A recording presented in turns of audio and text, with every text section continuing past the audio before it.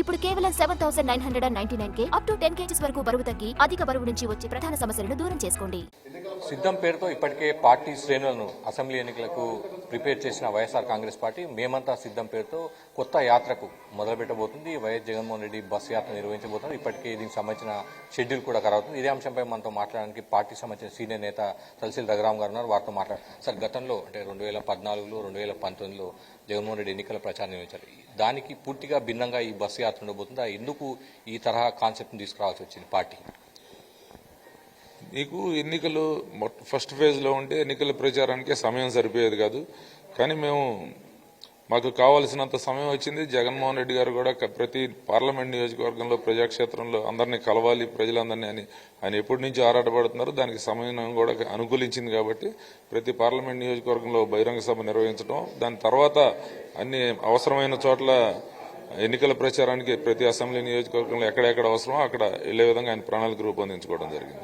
ప్రతి పార్లమెంట్ నియోజకవర్గంలో ఉన్న మేధావులతో కూడా కొంత అభిప్రాయ సేకరణ, ఇంటరాక్షన్ అంటున్నారు. ఏంటి దాని లక్ష్యం ఏంటి? వైసీపీ ఆలోచనతో ఎందుకు ముందుకు రావాల్సి వచ్చింది? ఇప్పుడు 10 మంది అభిప్రాయాలు సేకరిస్తేనే ఒక సరైన పరిపాలన ఉంటుందని చెప్పి ఆయన అభిప్రాయం. గతంలో కూడా ఎన్నికల ముందు అనేక మంది దగ్గర సలహాలు, సూచనలు పాదయాత్రలో ప్రతిరోజు ఆయన తీసుకునేవాళ్ళు. వాళ్ళన్నింటినీ క్రోడీకరించి మేనిఫెస్టో రూపొందించడం జరిగింది. మేనిఫెస్టోలో చెప్పనివి కూడా కొన్ని ఎన్నికల సమయంలో ఆయన దృష్టికి వచ్చినప్పుడు వాటిని కూడా అమలు చేయడం జరిగింది. ఇప్పుడు కూడా అదే విధంగా ఈ సూచనలు, సలహాలు తీసుకుని రాబోయే రోజుల్లో పరిపాలనలో ఇవన్నీ రంగరించి సుపరిపాలన అందించాలనేది ఆయన ముఖ్య ఉద్దేశం.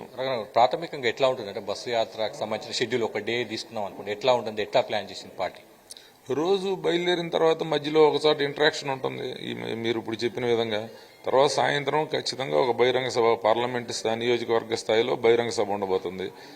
రాత్రికి దాని తర్వాత కొద్దిగా గమ్యం చేరుకుని రాత్రి బస్సు ఎక్కడుందో అక్కడికి చేరుకోవడం, అక్కడ విశ్రమించడం జరుగుతుంది. దీని తర్వాత మళ్ళీ నెక్స్ట్ గతంలో అనుకున్నట్టుగా 100కు పైగా నియోజకవర్గాల్లో జగన్ ప్రచార సభలు ఉంటాయి. 100కి పైగా అని ఏ రోజు చెప్పలేదు. మళ్ళీ చెప్తున్నా, నేను అక్కడ ఉన్న సమయాన్ని బట్టి, మనకున్న అవసరాన్ని బట్టి ఆ నియోజకవర్గాల్లో పర్యటన ఉంటుంది తప్ప 100, 50 అనేది గత ఎన్నికల్లో కూడా జగన్మోహన్ రెడ్డి గారు అన్ని నియోజకవర్గాల్లో పర్యటించలేదు. ఇప్పుడు కూడా అవసరాన్ని మేరకు ఎక్కడెక్కడ అవసరమో ఎన్ని చేయగలమో అన్ని ప్రచారం చేయగలుగుతాం. చివరిగా సార్, ఈ మేనిఫెస్టోకి సంబంధించి ఏమైనా కంక్లూజన్కి వచ్చారా? ఇప్పటికే అభిప్రాయ సేకరణ జరిగింది, చాలాసార్లు సమావేశం జరిగింది. దీనికి సంబంధించి ఏమన్నా ఒక నిర్ణయానికి వచ్చారా? జగన్మోహన్ రెడ్డి గారికి మేనిఫెస్టో మీద పూర్తి అవగాహన ఉంది, కమాండ్ ఉంది. ఏం చేయగలమో అదే చెప్తాడు ఆయన. దానికి సంబంధించి పూర్తి అవగాహనతో ఆయన ఉన్నారు.